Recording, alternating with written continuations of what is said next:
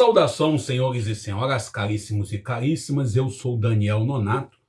Obrigado a você que nos encontra todo dia pela madrugada, 5 da manhã aqui via YouTube, para você que nos escuta em outro horário. Muito obrigado pela sua audiência, pela sua paciência. E hoje nós vamos iniciar com a canção Ninguém Explica Deus. Vamos juntos, preto no branco. Nada é igual ao seu redor, tudo se faz no seu olhar, todo o universo se formou no seu falar. Teologia pra explicar o Big Bang.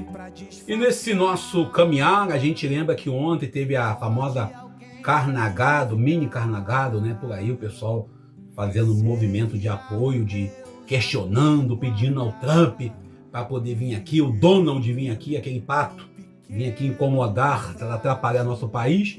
E você vê aí brasileiros se dizendo patriota, dizendo que quer uma intervenção estrangeira.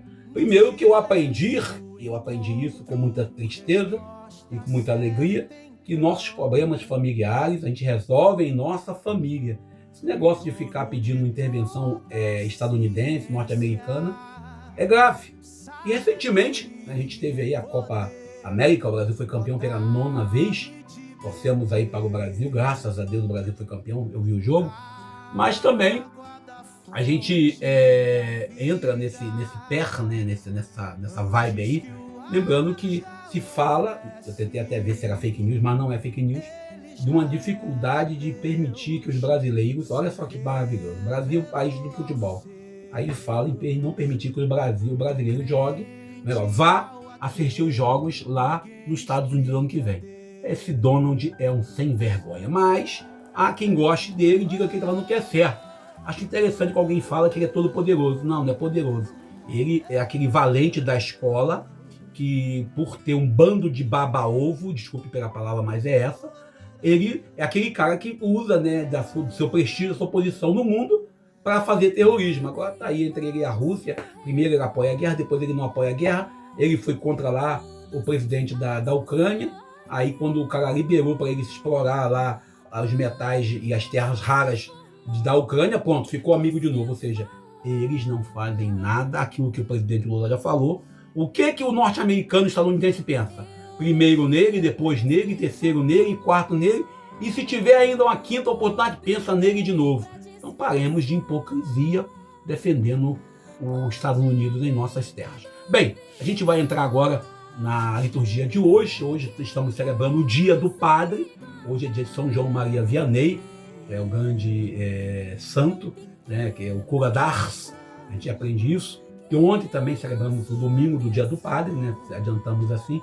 Primeiro domingo de agosto, dedicado ao padre. Segundo domingo, dedicado à vocação do pai e também do diácono. Terceiro domingo, dedicado à vocação religiosa, das freiras e freis. Quarto domingo, dedicado à vocação laical.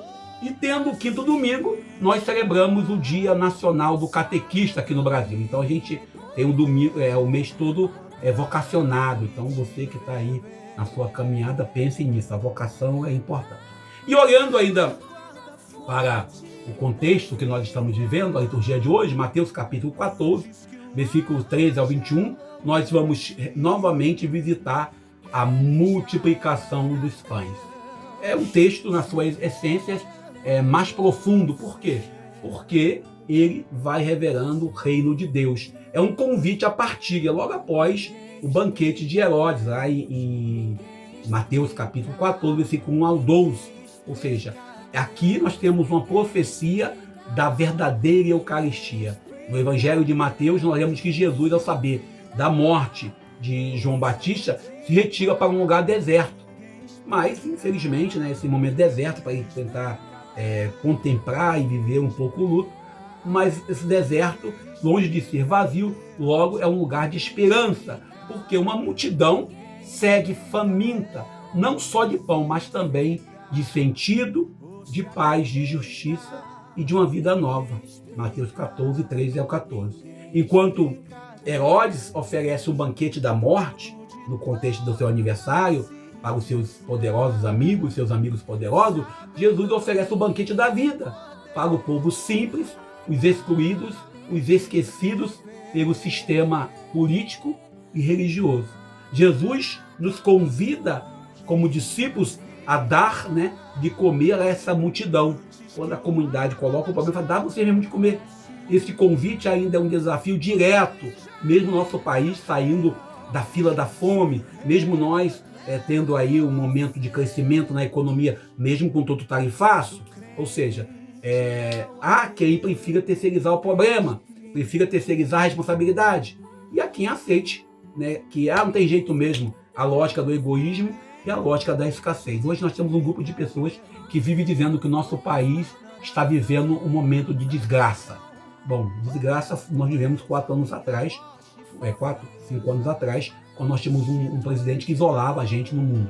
A cena do milagre, Jesus tomando 5 pães e 2 peixes, abençoando, partindo, distribuindo, é um gesto sagrado, eucarístico por excelência. E nós sabemos que a palavra Eucaristia significa partilha, como tem lá, em Mateus capítulo 26, versículo 26, quando ele institui a Eucaristia.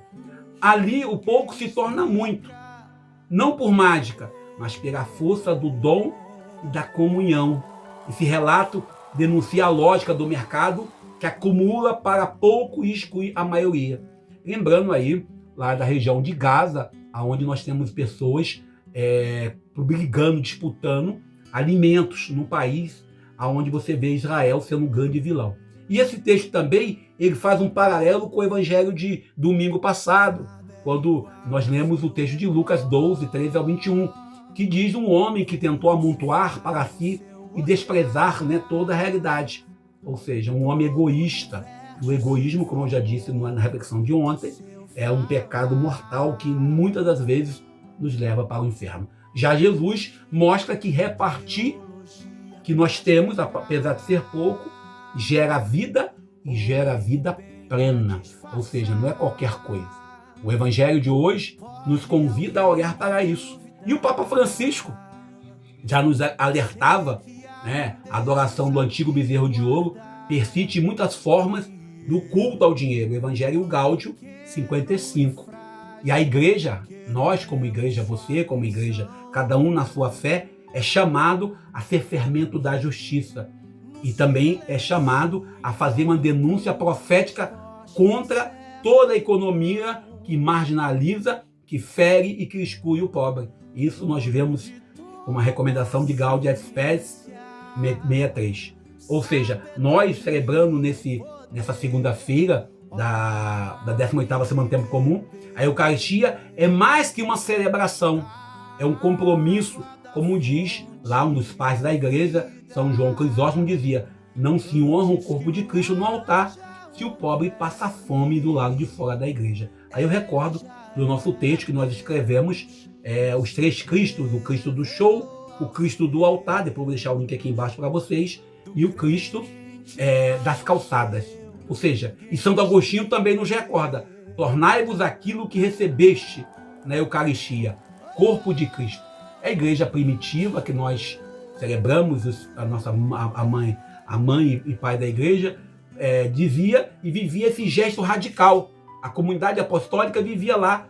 Não era comunismo e não é o comunismo. Atos 2, 44 a 46. Entre eles não havia necessitado. Ou seja, Jesus, ele traz uma nova lógica para a comunidade. Ele traz uma resposta para nossas dores. Ou seja, a Eucaristia que nós celebramos, para quem é cristão católico, a Santa Ceia para os evangélicos, a mesa que nós partilhamos em nossas comunidades, ela tem que ser uma mesa que se estende para o nosso dia a dia, para que possamos ser fiéis ao projeto de Jesus. O Evangelho diz ainda que sobrou 12 cestos. Esses 12 cestos, nós podemos entender que eles não sobraram por sobrar, eles sobraram para ser reserva para a vida. E eu paro por aqui. Peço a você que reze pelo seu padre, pela sua paróquia, hoje é dia do padre, que os padres possam ter no seu coração a verdadeira vocação ministerial do serviço. Rezemos pelos padres e para que sejam padres bons e bons padres. E assim celebremos o dia de hoje. Eu sou Peço a você que reze por mim, que eu rezo por você. Sua intercessão é muito importante. Eu sou Daniel Monato. Dono de toda a ciência, sabedoria e poder, ó, dá-me de beber da água da fonte da vida, antes que o ar já houvesse, ele já é.